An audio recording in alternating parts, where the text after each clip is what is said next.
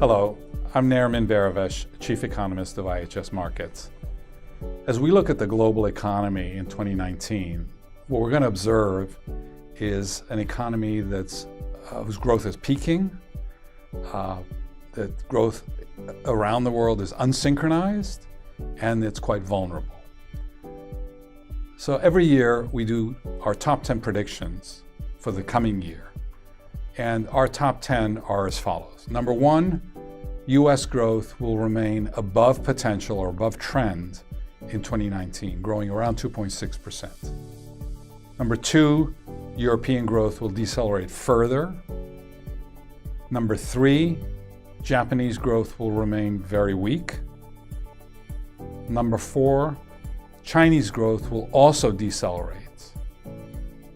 Number five, that emerging market growth will top out and probably edge down a little bit, although within that average, if you will, some countries doing fairly well, like India, and even Russia and Brazil may be doing fairly well, but others like South Africa, Turkey, Argentina, struggling, and in some cases in recession.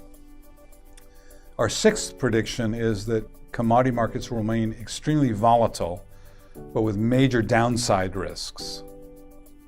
Number seven, in this environment of slowing growth and commodity prices and really not going anywhere, that inflation also is going to not be an issue. It'll be fairly tame. So we don't see any significant increases in inflation in 2019.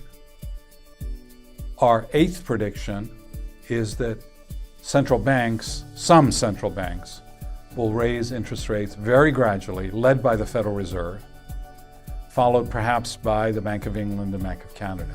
But others, like the European Central Bank and the Bank of Japan, will not raise rates in 2019. And one central bank, the People's Bank of China, will actually add more stimulus in 2019. And our final prediction is, even though the risks of policy mistakes has risen, that we think the probability of a recession in 2019, either in the US or the world economy, is still fairly low. And the reason for that is that the momentum of growth, even though it's slowing, is strong enough to keep the economy going.